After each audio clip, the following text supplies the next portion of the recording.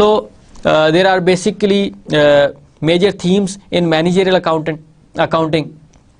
इसमें आपके behavioural issues आते हैं, आपके कॉस्ट एंड बेनिफिट्स के इश्यूज आते हैं, एवोल्यूशन एंड अडेप्टेशन आती है, इंफॉर्मेशन एंड इंसेंटिव्स आते हैं।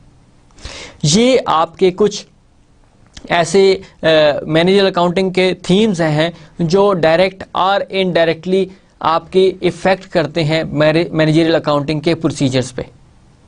इनको बेसिक्स आपको इनकी मैं बता देता हूँ। We will discuss this topic in the next lecture in detail कि आपके पास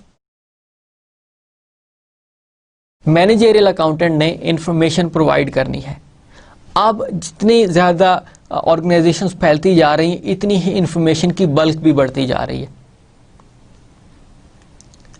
इंफॉर्मेशन अब बहुत ज़्यादा एक्सपैंड करती जा रही है। अब ये मैनेजरियल अकाउंटेंट के लिए काम कॉम्प्लेक्स भी होता जा रहा है कि कौन सी इंफॉर्मेशन इंपॉर्टेंट है, कौन सी इंपॉर्टेंट नहीं है, क्योंकि बिजनेस ग्रो कर रहा है, कंपनियां बढ़ती जा रही हैं। कंपनी पहले एक कंट्री के अंदर काम करती थी, एक प्रोडक्ट लाइन बनाती थी, प्रोडक्ट लाइंस भी इंक्रीज कर गई हैं और कंपनी एक कंट्री से निकल के दूसरे कंट्री के अंदर भी चली गई है। तो उसके लिए यहाँ पे एक काम डिफिकल्ट भी होता जा रहा है, प्लस उसके लिए अपॉर्चुनिटीज भी बनती जा रही हैं। वो क्या है?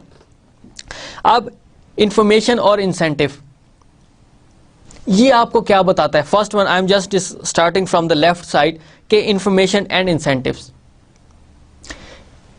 ये आपको बताता है कि आप जितनी इंफॉर्मेशन अच्छी लेके आएंगे, इतना ही आप डिसीजंस पर इन्फ्लुएंस भी कर सकते हैं और डिसीजंस को फैसिलिटेट भी कर रहे होते हैं।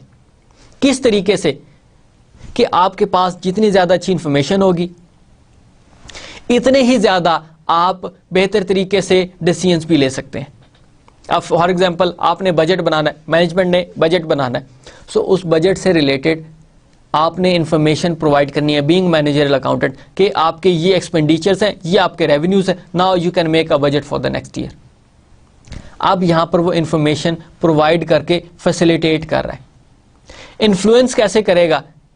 कि आपने ये जो बजट बनाया है, बजट चल पड़ा है आपका, लेकिन ये बजट अकॉर्डिंगली नहीं है, इसमें कुछ इश्यूज आ रहे हैं, ये आपने डाटा ठीक नहीं लिया था। जब आपने ये डाटा ठीक नहीं लिया था तो इट मींस कि आप उस डिसीजन को चेंज करवा रहे हैं, तो आप डिसीजन इन्फ्लुएंस कर रहे होते हैं। ये किस तरह हो रहा है? इंफॉर्मेशन के थ्रू। अब यहाँ पे इंसेंटिव लिखा हुआ है। इंसेंटिव डजंट मीन कि मॉनेटरी इंसेंटिव्स होते हैं। ये इंसेंटिव्स किसी भी तरह से होते हैं कि आप इंफॉर्मेशन प्रोवाइड करके उनको फैसिलिटेट कर रहे हैं, आप उनको इंसेंटिव दे रहे होते हैं।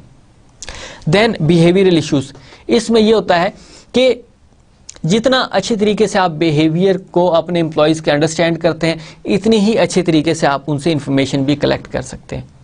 जितना बिहेवियर डिफिकल्ट होगा आपके लिए अंडरस्टैंड करना, इतने ही आपके एम्प्लॉयज रिलक्टेंट होंगे आपको इंफॉर्मेशन प्रोवाइड करने में। आप सेल्समैन के साथ बैठे हुए, सेल्स पर्सनल्स या मार्केटिंग पर्सनल्स के साथ बैठे हुए, आप उनके बिहेवियर को जब अंडरस्टैंड नहीं कर सकते तो आपको कैसे इंफॉर्मेशन प्रोवाइड करेंगे? वो तो आपको बजाय इंफॉर्मेशन प्रोवाइड करने के रिलक्टेंट होंगे इंफॉर्मेशन देने में। वो तो कहेंगे कि हम आपको इंफॉर्मेशन नहीं प्रोवाइड करते, ये सीक्रेट इन्फॉर्मेशन है। आप जितने अच्छे तरीके से आप उनके बिहेवियर्स को अंडरस्टैंड करेंगे, इतने ही अच्छे तरीके से उनसे इन्फॉर्मेशन भी कलेक्ट कर सकते हैं आप लोग। अब बिहेवियर को अंडरस्टैंड करना, again this is a difficulty for the managerial accountant. Then cost and benefits, ये थोड़ा सा और ज़्यादा रेलेवेंट है। वो इस तरह से कि आपने कंपनी ने मैनेजरियल अकाउंटेंट को एम्प्लॉय किया, तो अब उसके ऊपर जो कॉस्ट कंपनी को बेयर करनी पड़ रही है, उसके एक्सपेंसेस में, उसकी सैलरीज में, उसको बेनिफिट्स देने में, उसको ट्रैवलिंग के लिए इधर उधर भेजने के लिए उनको जो कॉस्ट बेयर करनी पड़ रही है, क्या उसके अगेंस्ट बेनिफिट्स उनको ज़्यादा मिल रहा है या कम मिल रहा है? क्या आपके रिजल्ट्स या आपकी जो आउटपुट है, जो वो इंफॉर्मेशन प्रोवाइड कर रहा है, उससे प्रोडक्टिविटी बेहतर हो रही है कि नहीं हो रही? अब अगर उसको जो उस कंपनी को जो कॉस्ट बेयर करनी पड़ रही है वो ज़्यादा है बजाय इसके के बेनिफिट्स के, तो फिर मैनेजरियल अकाउंटेंट का रोल कम होता जाएगा, उसकी एग्जिस्टेंस महदूद होके ख़त्म भी हो सकती है। लेकिन जब वो इन्फॉर्मेशन, क्योंकि उसकी तो रिस्पॉन्सिबिलिटी है, अब रिस्पॉन्सिबिलिटी अब वो अच्छी तरीके से फुलफिल कर रहा है, उससे मैनेजमेंट डिसीजंस भी बेहतर ले रही है, प्रोडक्टिविटी भी इंप्रूव हो रही है, नेट रिजल्ट्स मींस के उसके जो प्रॉफिटेबिलिटी है वो भी इंप्रूव हुई है, तो इट मींस के मैनेजरियल अकाउंटेंट अपना रिस्पॉन्सिबिलिटी को फुलफिल कर रहा है। So that is cost and benefits, ये आप यहां पर उसका रिलेशनशिप चेक कर रहे हैं। Finally evaluation and adaptation. अब आपकी पहले बड़ी सिंपल सी ऑर्गेनाइजेशंस होती थी, आज से कुछ अर्सा पहले। Now organisations are growing, number one, they are changing their methodologies, emerging new industries, emerging new businesses. Up, this is the responsibility of managerial accountant to have the knowledge about the evaluation of new businesses and adaptation of these new businesses.